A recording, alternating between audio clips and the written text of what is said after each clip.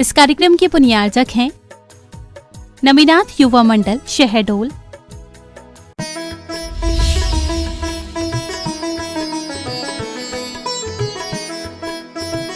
पंच परमेष्ठियों में गर्भित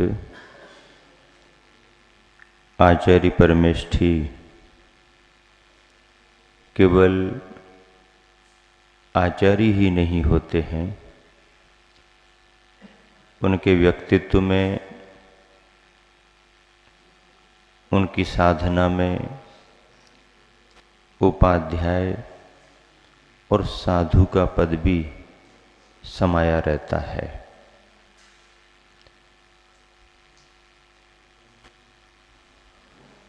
साधना के मार्ग में, मोक्ष मार्ग के दायित्व का निर्वाह करते हुए आचार्य और उपाध्याय पद की ये विशेष व्यवस्थाएं हैं। मूल पद तो साधु का ही है। साधु साधना के लिए अनिवार्य पद माना गया है। मोक्ष मार्ग की रत्नत्रय की पूर्णता यहीं से शुरू होती है। उसी साधु पद में उपाध्याय और आचार्य के पदों की भी व्यवस्था है। इसका मतलब ये है कि जो नमोकार के पंच परमेष्ठियों के पदों में मध्यम पद में स्थित हैं, ऐसे आचार्य परमेष्ठी मूलतः साधु पद की साधना में भी निरंतर निरत रहते हैं और आचार्य पद की जवाबदारियों के तहत उस पद के महत्व के रूप में संघ का निर्वहन भी करते हैं। आचार्य विद्यासागर जी महाराज का जीवन भी इन्हीं विशेषताओं से भरा हुआ है। विगत दिनों में जीवन यात्रा के जिन पड़ावों को हम सुन रहे हैं, समझ रहे हैं, वो गुरुवर के ज्ञान ध्यान तपो रक्तः की चर्या को प्रकट करते हैं। जैसे गृहस्थों के बहुत सारे धर्मों में से यदि शॉर्ट में प्रतिनिधि के तौर पर पूछें कि श्रावक का धर्म क्या, तो आचार्यों ने ग्रंथों में लिखा दान पूजा, दान पूजा, दान पूजा। दान पूजा में गृहस्थ श्रावक के लगभग संक्षेप में सभी धर्म गर्भित हो जाते हैं। ऐसे ही मुनिवरों के बारे में यदि पूछा जाए कि वैसे तो उनके बहुत नियम हैं, बहुत सारे धर्म हैं, पर सार संक्षेप में क्या नाम बताएं, तो आचार्यों ने ग्रंथों में लिखा है कि बस ज्ञान ध्यान तपोरक्ता, ज्ञान ध्यान तपोरक्ता, ज्ञान ध्यान तपोरक्ता। ज्ञान और ध्यान रूपी तप में लीन रहते हैं। ज्ञान का तप अलग है, ध्यान का तप अलग है और तप का तप अलग है, ऐसा नहीं। ध्यान से बढ़कर के तो अंत में कोई तप ही नहीं है, क्योंकि तपों की चर्चा में बहिरंग तपों की बात करेंगे, फिर अंतरंग तपों की बात करेंगे। तो अंतरंग तपों में अंतिम तप ध्यान ही है। इसका मतलब ध्यान कह देने के बाद में तप की कोई चर्चा ही नहीं। मोक्ष मार्ग की साधना में इसलिए साधकों का स्वरूप निर्धारित करते हुए पूज्य आचार्यों ने संक्षेप में ज्ञान ध्यान ज्ञान ध्यान ज्ञान ध्यान ज्ञान ध्यान तपो रखता, ज्ञान ध्यान रूपी तप में जो लीन रहते हैं, जीवन ही जिनका ज्ञान और ध्यानमय हो रहा है, यही विशेषता आचार्य श्री के व्यक्तित्व में हम सभी को देखने को मिल रही है। जितने समय स्वाध्याय, जितने समय चिंतन मंथन लेखन और जितने समय तक साधना के क्षण व्यतीत होते हैं, उसमें लगभग बहुतायत समय व्यतीत हो जाता है। फिर इसके बाद शेष बचे हुए समय में ऐसे साधक जनहित की भावना से भव्य आत्माओं को भी लाभ मिले, उनको भी कल्याण का मार्ग प्रशस्त हो, वह भी मुक्तिगामी बने, ऐसी करुणा भावना से ओतप्रोत होकर के अपना कुछ समय भव्य जीवों के निमित्त देते हैं। लेकिन जो समय देते हैं वह समय भी उनका लगभग स्वाध्याय की श्रेणी में ही आता है। अपना अध्ययन कर रहे हैं तो स्वाध्याय है ही, लेकिन यदि प्रवचन सभा में पहुंच करके धर्मोपदेश दे रहे हैं तो उनके जीवन में वह धर्मोपदेश भी स्वाध्याय का ही अंग है। धर्मोपदेश के बाद में यदि संघस्थ साधु जनों के लिए, शिष्य जनों के लिए आवश्यकता के अनुसार कोई मार्गदर्शन दे रहे हैं, उनके स्वास्थ्य और स्वाध्याय की चर्चा कर रहे हैं, यथा योग्य कोई परामर्श दे रहे हैं, तो यह परामर्श भी उनके संग के दायित्व का निर्वहन करते हुए मोक्ष मार्ग का दर्शन कराने में, तदयोग्य मार्गदर्शन देने में वो ज्ञान ध्यान में ही आएगा, स्वाध्याय में ही गर्भित होगा। क्योंकि साधु का समय जो भी स्वपर के निमित्त बीतता है, उसमें आत्मकल्याण की भावना होते हुए दूसरे के कल्याण की भावना भी रहती है।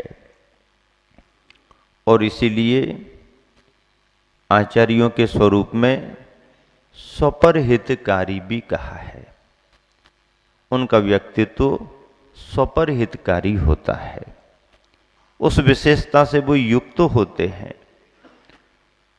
और यही विशेषता गुरुवर की संघ को बढ़ाती रही, समाज को जोड़ती रही, शिष्यों को मार्गदर्शन मिलता रहा, आहार विहार की चर्या से सामान्य जन और गृहस्थ जन लाभान्वित होते रहे, उनमें धर्म के प्रति, धर्म के कार्यों के प्रति रुचि बढ़ती गई, लोग घरों में रह कर के भी व्रती बनने लगे, नियम संयम का पालन करने लगे।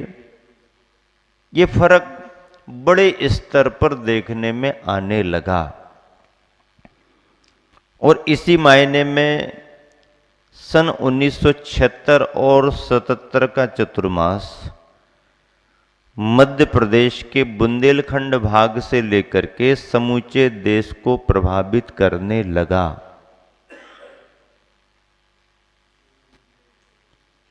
सतहत्तर का चातुर्मास संपन्न करने के बाद गुरुवर का बिहार भी आसपास हुआ, शीतकाल भी व्यतीत हुआ, ग्रीष्म काल भी व्यतीत हुआ, और अगले वर्ष के चतुर्मास की भावना जो अंदर चली होगी, तदनुरूप गुरुवर ने सन 1978 का चातुर्मास भी एक ऐसे ही निर्जन स्थान पर किया। बीहड़ जंगलों के बीच, और उस तरफ की भाषा को देखें तो आमजन में जो चर्चा चलती थी आचर्षि के चतुर्मास का स्थान सुन करके, तो लोग यही कहते थे कि इस वर्ष तो गुरुवर का चातुर्मास ऐसे जंगल में हो रहा है जो जंगल डाकुओं का इलाका है। और था भी वो। सन 1978 का चातुर्मास सिद्ध क्षेत्र नैनागिर जी में हुआ। नैनागिर छतरपुर जिले में आता है। सागर जिले में स्थित बंडा नगर के निकट दलपतपुर ग्राम से जंगल के रास्ते अंदर जाना पड़ता है और 12-13 किलोमीटर लगभग जंगली भाग पड़ता है। आज के समय में और पहले के समय में काफी अंतर था। आवागमन के साधन कम थे, संपर्क सूत्र वैसे नहीं होते थे। लोग जंगलों में जाने में, जंगली रास्ते से जाने में डरते थे। और वो समय था 10-20 बरस का, जब मध्य प्रदेश का लगभग बहुभाग डाकुओं के आतंक से बहुत प्रभावित था। बहुत ज्यादा ही डाकुओं का उस इलाके में आतंक था। ऐसी जगह पर गुरुवर का संग चतुर्मास कर ले तो समाज के मन में तो धड़कनें बढ़ जाती। कुंडलपुर की बात अलग थी। कुंडलपुर एक सुरक्षित इलाका था। उस तरफ ऐसी कोई चर्चा नहीं थी, प्रसिद्ध स्थान था। आवागमन के रूप में साधन पहले से ही बहुत अच्छे थे। बड़ी समाजों का समुदाय आसपास था। जिस मायने में कुंडलपुर अनुकूल क्षेत्र था। लेकिन नैनागिर का चयन करना तो एकदम अचरज में डालने वाला रहा। क्षेत्र की वंदना करके गुरुवर का मन हो गया और तय कर लिया चतुर्मास यहीं करेंगे। आचरश्री तो आचरश्री है, चिंता तो समाज को होती है। उस पहले चतुर्मास में जो 1978 का हुआ था, समाज ने कुछ ऐसी भावना भी रखी कि गुरुवर आसपास भी नगर हैं, वहां पर चतुर्मास हो जाए तो संघ को अनुकूलता रहेगी। कहा तो उन्होंने संघ को अनुकूलता रहेगी, लेकिन अंदर से तो सोच रहे थे कि हम लोगों को अनुकूलता रहेगी। तो आचर्षि ने सहज कहा कि यहां पर प्रतिकूलता की बात क्या है। सिद्ध क्षेत्र है, इतने बड़े बड़े मंदिर हैं, जंगल आदि की जगह पर्याप्त है। आने जाने वाले यात्रियों के लिए नीचे धर्मशाला भी है। जितना जो स्थान है पर्याप्त है। और मुस्कुराते हुए कहा कि मेरे हिसाब से तो संघ को ऐसे ही क्षेत्रों पर अनुकूलता रहेगी। अब बाकी बात जो हो सो आप लोग देख लो। श्रावक समझ गए कि गुरुवर ने इसी क्षेत्र पर चतुर्मास करने का तय कर लिया है। अंतरंग से कार्यकर्ताओं को इस बात की भी खुशी थी कि संघ यदि क्षेत्र पर रहेगा तो क्षेत्र पर कुछ न कुछ प्रगति तो होगी। क्षेत्र के रुके हुए कुछ न कुछ कार्य तो आगे बढ़ेंगे। और इस भाव को लेकर के समाज में प्रसन्नता भी रही। चतुर्मास के क्रम में जो भी दिनचर्या होती है, स्वाध्याय साधना की चलती रही। आचर्यश्री ऐसे स्थानों को स्वभाव से ही, प्रारंभ से ही पसंद करते आए हैं और उन्हें उन्मुक्त वातावरण प्राकृतिक वातावरण, सहजचर्या करने का वातावरण मिला। उस समय संघ बहुत बड़ा नहीं था। आचार्य समय भी संघ को और यथा आवश्यक समाज को भी अच्छे तरीके से देते रहते थे। चातुर्मास के दरमियान जब लोगों का आना जाना हुआ तो हलचल तो इलाके में पड़ती ही पड़ती है। लोग सावधान भी थे क्योंकि मंदिर सब तरफ से खुले थे। धर्मशाला के भाग बंद हो जाते हैं, गेट लग जाते हैं, पर पहाड़ी भाग में ज्यादा से ज्यादा मंदिर के गेट बंद करेंगे, मेन गेट बंद कर देंगे, लेकिन जंगल का पिछला भाग तो पूरा खुला ही रहता है। बाउंड्री भी 3-4 फीट की और बाकी पूरा जंगल। सहज रूप से भी कोई इस तरफ उस तरफ आ सकता है, जा सकता है, लाइट है ही नहीं। रात सुनसान। चिंता तो होती थी गृहस्थों को। और एक खास बात यह थी कि आचार्य श्री जब तक नैनागिर जी में चतुर्मास के लिए विराजमान नहीं हुए तो उसके पहले तक अनेक समयों में उस इलाके में रहने वाले डाकुओं ने भी अपनी सुरक्षा के लिए उन मंदिरों को ही चुना। कमेटी के लोग बताते थे कि कई बार 4-4, 6-6 दिन मंदिरों में ही अंदर या मंदिरों के आजू बाजू में इस हिसाब से सुरक्षित रहते थे कि सूचना मिलने पर पुलिस वाले यदि आएंगे भी तो जंगल में छानबीन करेंगे। उनको क्या भरोसा, उनको क्या आभास होगा कि डाकू और मंदिरों में वो तो जंगलों में मिलेंगे, उनके स्थान वहां कहीं होंगे। इलाका सब उनका जाना देखा। गांव के लोग भी परिचित होने के नाते उनको छेड़ाछाड़ी नहीं करते थे। ये खासियत थी उस समय की। उनकी कुछ प्रवृत्तियां बुरी रही होंगी, उनका कार्य अच्छा नहीं माना गया, नहीं माना गया, लेकिन ऐसा लोग कहते हैं और उनके जीवन में ऐसा दिखा कि उनमें कुछ अच्छाइयां भी रही उस समय। उन्होंने कभी गरीबों को परेशान नहीं किया। उन्होंने कभी आने जाने वाले किसी भी ग्रामीण व्यक्ति को, सामान्य व्यक्ति को परेशान नहीं किया।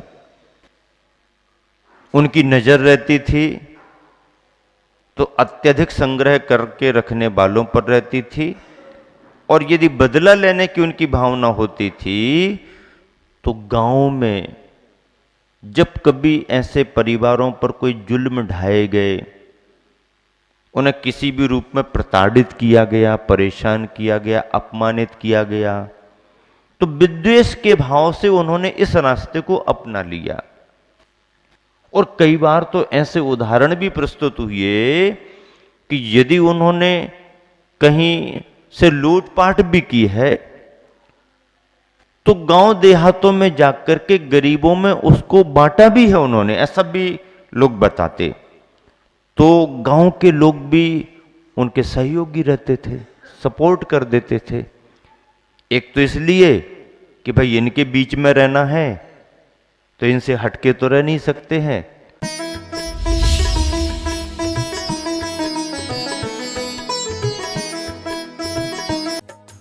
इस कार्यक्रम के पुण्यार्जक थे नमिनाथ युवा मंडल, शहडोल,